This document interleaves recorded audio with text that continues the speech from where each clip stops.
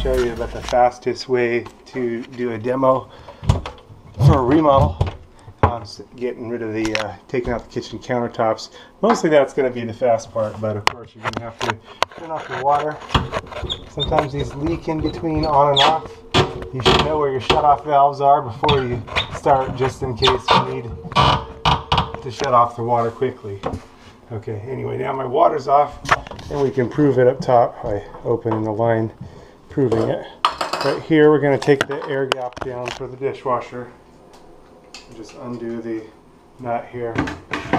And if you're replacing the air gap, you don't need to worry about saving it. If you're just reusing the old one, what you can do is take it on down and through the bottom.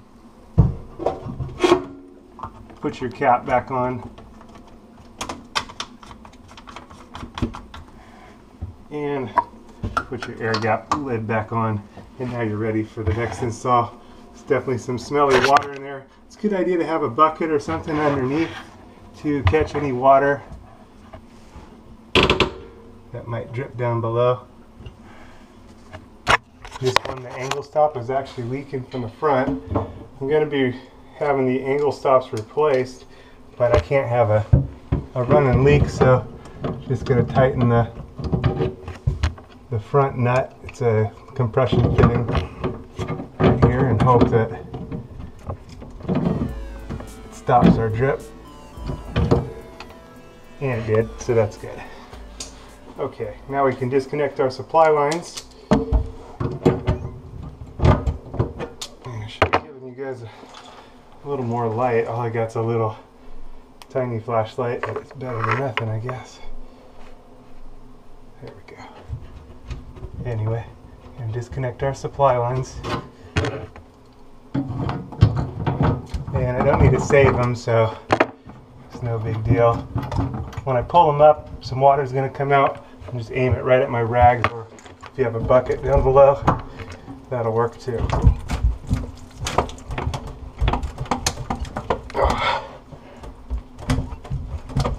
That one stuck in there really good.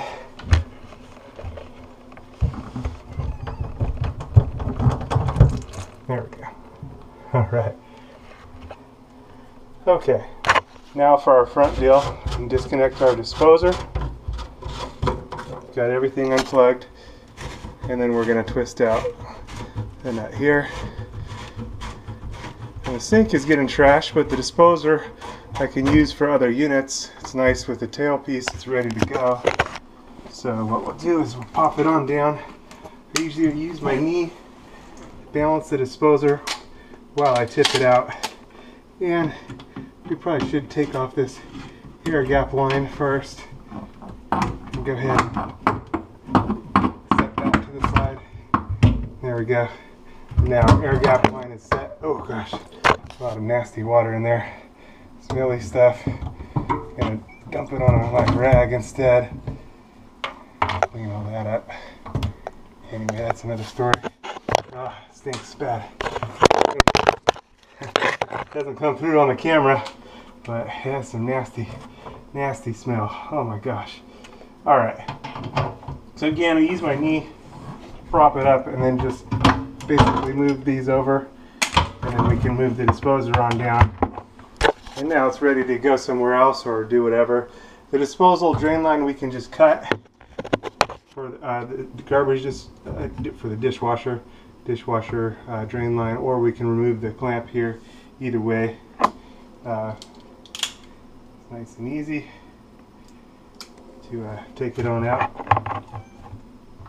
The new dishwasher will have its own drain line, so it doesn't really matter. So I can just cut it nice and easy. Okay, so now everything for our sink is disconnected. If I do use this disposal somewhere else, I might just take the little ring here and the deal here and put it on here so it's with this ready to go. Okay, because wherever I use this at, it's going to have it already, so no big deal. Okay, for the dishwasher, we've got two screws that hold it on underneath. We're just going to remove those two screws.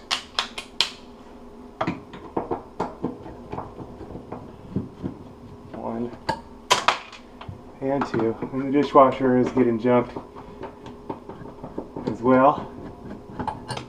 And usually you'd have to mess with the feet on these to pull them out, but since this one's getting junked, I don't have to worry about it. So, okay. Now I'm going to show you how to take out the kitchen sink countertops, the easy way for a demo.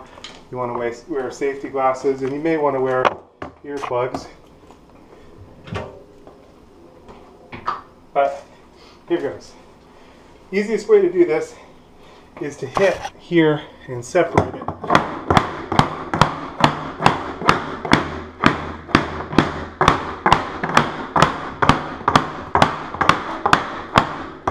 What we're doing is breaking the backing from the rest of the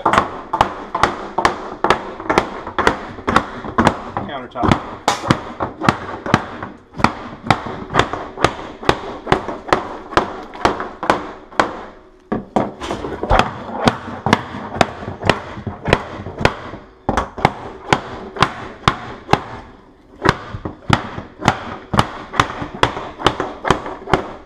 Okay, and with this stuff you'll want to be careful. These are sharp edges on this Formica once it's broken, so it's very sharp. It'll cut you like nothing. And I used to say like nobody's business, but then it dawned on me that's the doctor's business.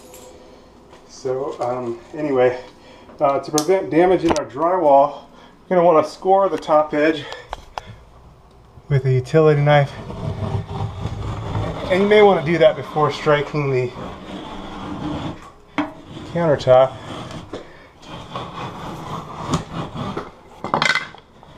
Anyway, this will help keep a nice straight deal. A nice clean break from the wall. Less damage and less need for drywall repairs. Definitely probably better to do that first. It'll also make it crack and separate a lot easier. So anyway.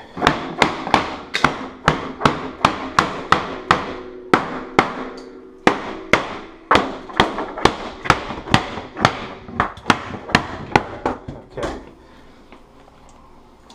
Once that's done, now we're ready for the countertop itself.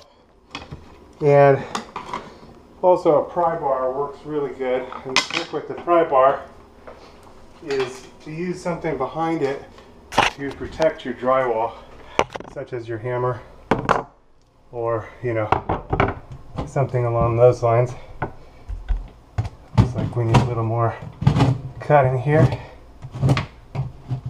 prevent damage in the drywall. I am getting a backsplash put on the back, so not too worried about it. But anyway, you can see you can protect your drywall in theory and by using leverage, and it doesn't always work out, so got a small drywall repair there, but no big deal. Again, it is getting a backsplash.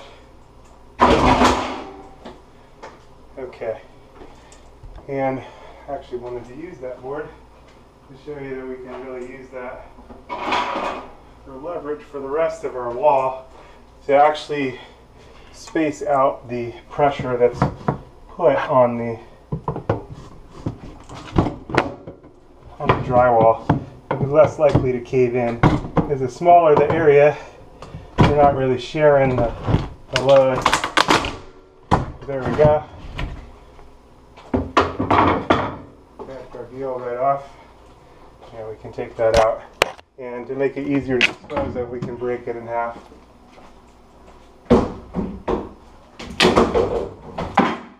Or in more pieces than in half, but you get the idea. Okay. Now the next thing is with the sink. And you really don't need to take the sink bolts apart unless you were going to reuse the sink somewhere else. We're going to break it at its weakest points, which is now here and here, here and here.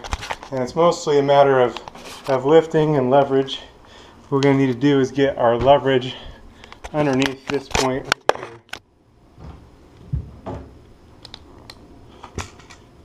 right here.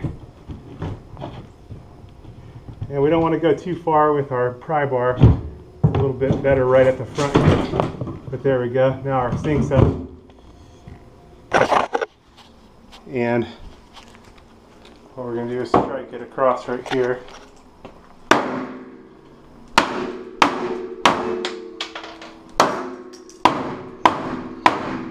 There we go, and now it should break right at that point if we lift up on this end. There we go.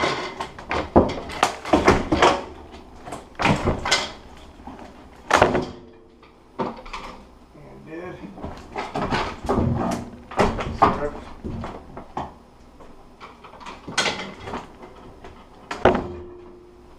Okay, a couple more hits maybe.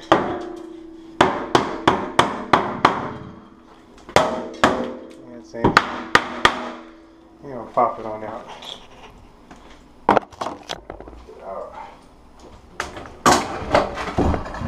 There we go.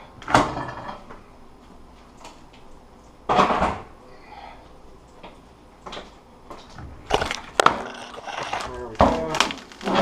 Now we can pull our sink right on out.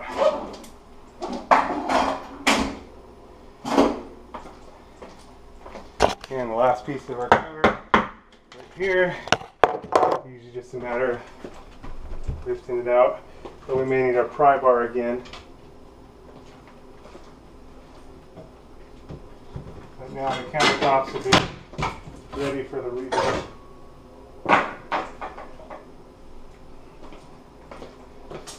Okay, so we'll just get up under here. Pry bar, in theory. And I may need to hammer it up and under just a little bit. There we go.